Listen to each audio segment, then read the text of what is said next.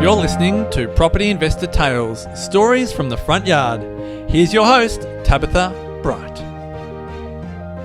Hello and welcome to Property Investor Tales, stories from the front yard, where I get to speak to property investors around Australia about their investing journeys.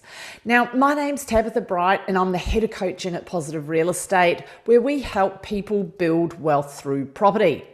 This is episode 1 and I'm super excited to bring it to you. It's been a long time in the making, and with over 8,000 clients across Australia and New Zealand, there are some incredible stories to tell, which hopefully make your investing journey that little bit easier.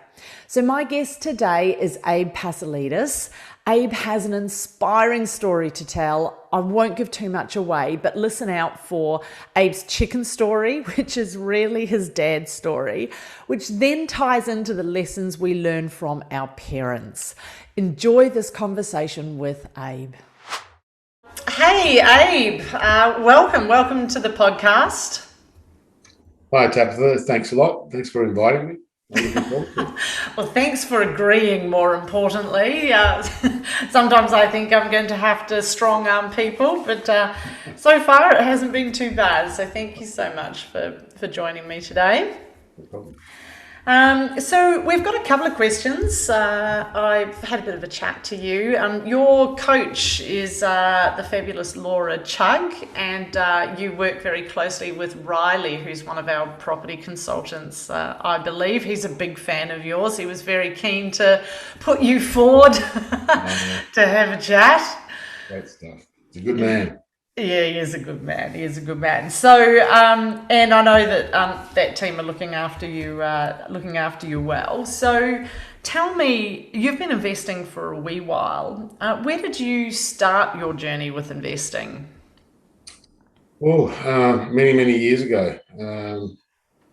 I first dabbled in, believe it or not, in the mid '80s. Oh wow! Okay. Yeah. And but then there was a big gap. But I was fortunate enough for my parents to give me a helping hand with the deposit. Wonderful. In a property, which I still own, believe it or not, in Adelaide, and that's all sitting there, and it's doing well. I've had tenants in there for a very long time, and they've actually grown their children up in that house. So it was sort of a set and forget type place. So I was back there, but the next one wasn't for another 10 years after that. Right. And then there was a big break again for about 5-6 years, and then kids came and things like that. So it sort of reinvigorated in the last little while. And we often say to clients that those that have held property for over 20 years are seldom unhappy with it.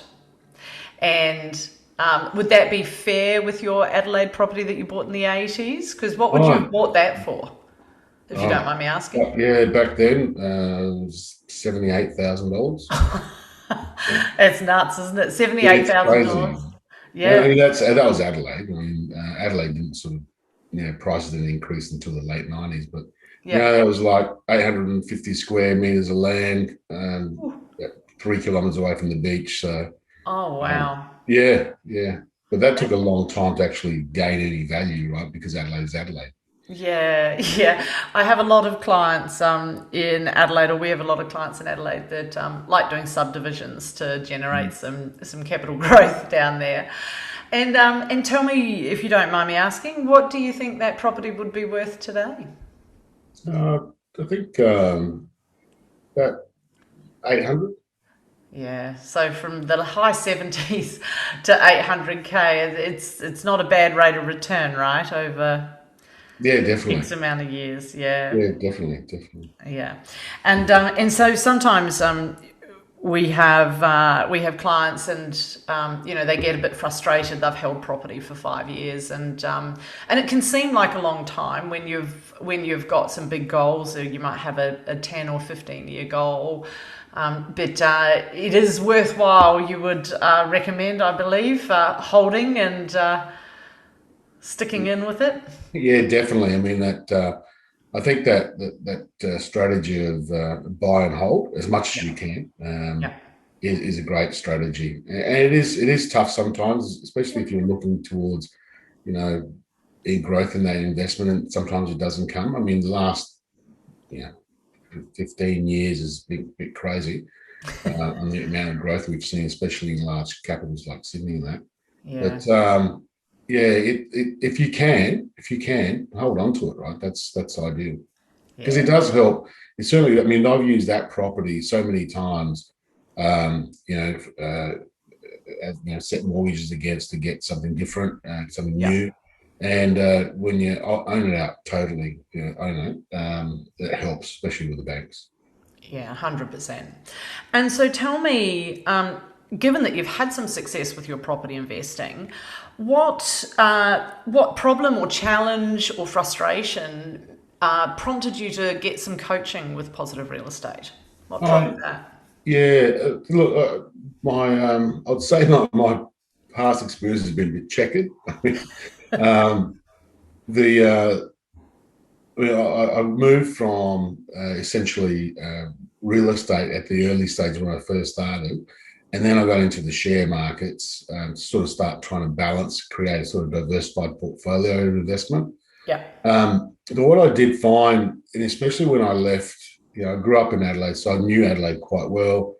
I knew what to expect. When I moved to Sydney in the mid 90s, Yeah. I really had no idea about Sydney property markets at all Yeah. at that time. And every time, I heard something being sold that I knew that was in the local area I was living, I'll be blown away thinking, how can that be valued at that price, right? Yeah. So, and that was because I came sort of from a very sort of myopic point of view, being in Adelaide. So with that came a lot of sort of, fear and not having enough information, not having the tools, Yeah. really not, while you have colleagues and friends, if they're not into that sort of paradigm Yeah. of real estate investing or property investing, it's really, you feel like you're on your own. Yeah. And then, as you normally do, you go try to seek some sort of advice.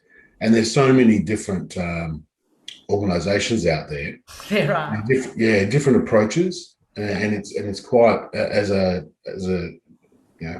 individual, when you do talk to the organizations out there who are there to advise and help, you Yeah. do notice a big difference in each one's approach. And it took me a while to sort of land on when I came across positive, and Yep. I just started with Tim. Yep. And what not only what information he provided resonated, but also the approach that positive real estate takes was something that sort of shone for me. Yeah. Was there So anything specific in that approach that you'd like to it share? was, the focus on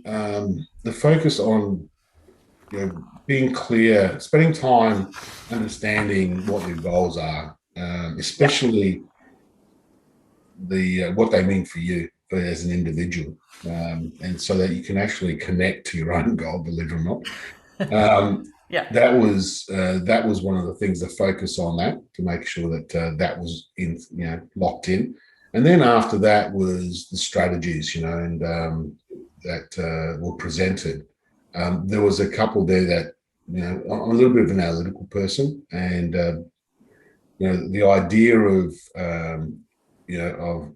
for me, it's sort of rare earth and quality property. Yeah. That sort of landed very well. And then I was, provided with the tools and to be able to analyze that as much as I needed to feel comfortable. So it was those things there. Awesome, awesome. It's always good hearing what resonates for people and what support people get value out of. And so one of the questions I like to ask is, what's one of the weirdest things or the funniest stories or one of the strangest things that has happened to you in your investing journey? because there's always some doozers out there, and it never ceases to surprise me, the stories that people have, and you certainly had a couple up your sleeve. Yeah. You care to share those for me? Yeah, definitely. I mean, it is. I suppose today will be very different. Yeah. These were back in the 90s. Yeah. And the one that makes me smile, and I tell to people at dinner parties, is I bought into this little property in just outside of Adelaide, a little suburb called Stepney, and it was really it was tiny and it was cheap and needed a lot of love. So it was out there. I was renting it, and I had it fairly low rent, just to sort of get some money happening.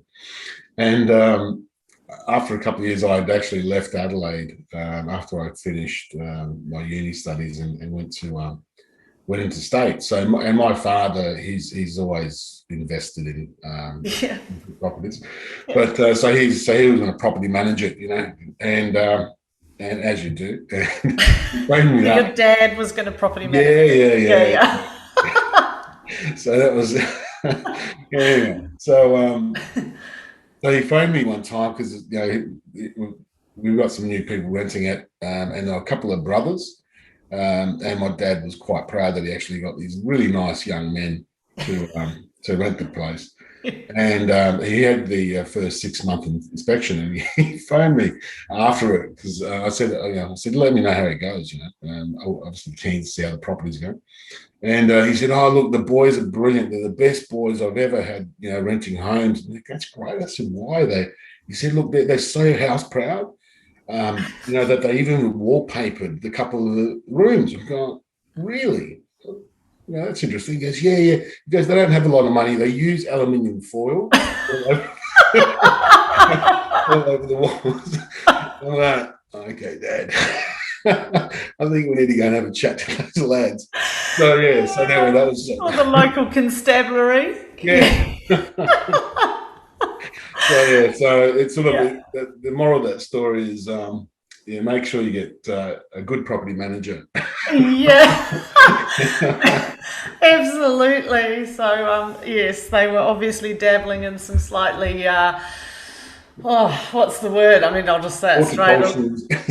Horticultural, possibly on the fringe of illegal activity there.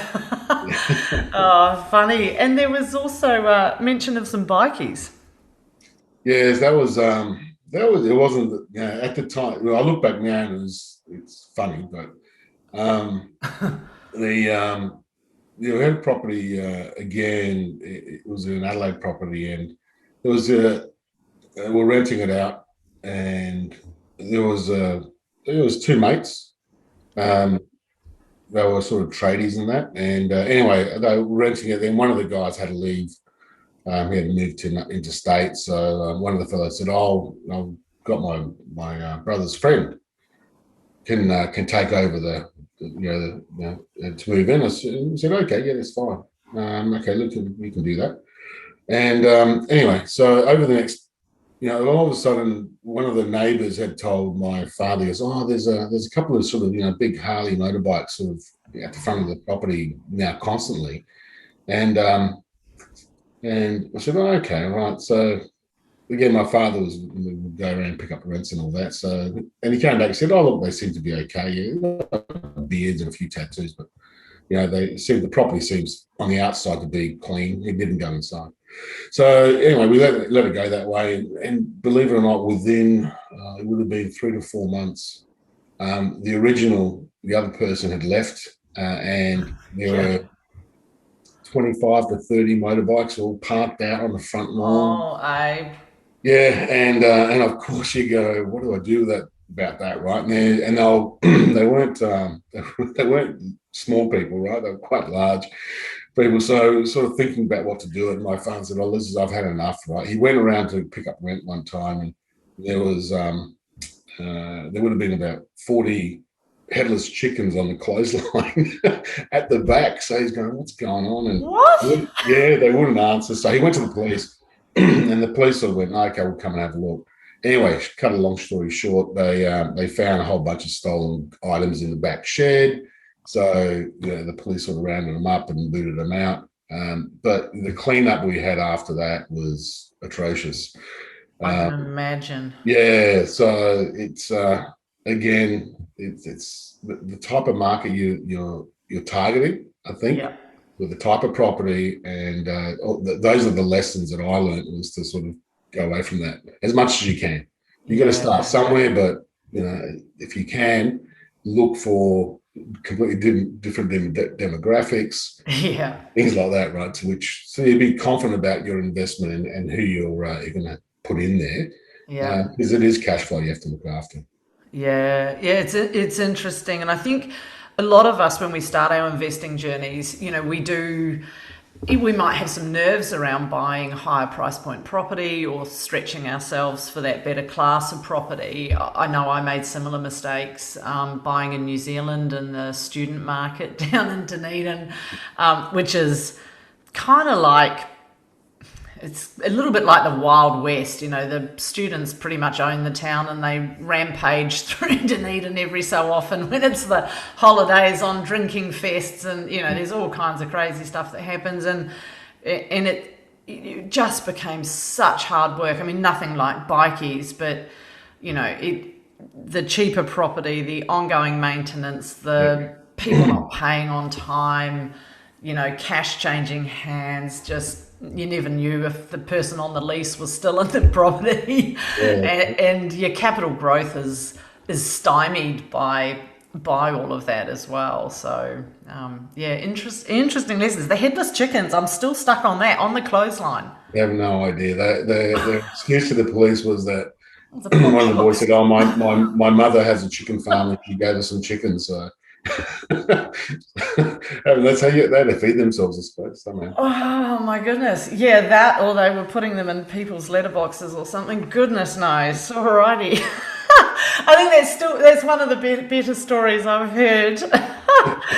And so a question I like to ask is, what would you say to the person watching this video who is thinking of growing a portfolio but is fearful of making wrong decisions?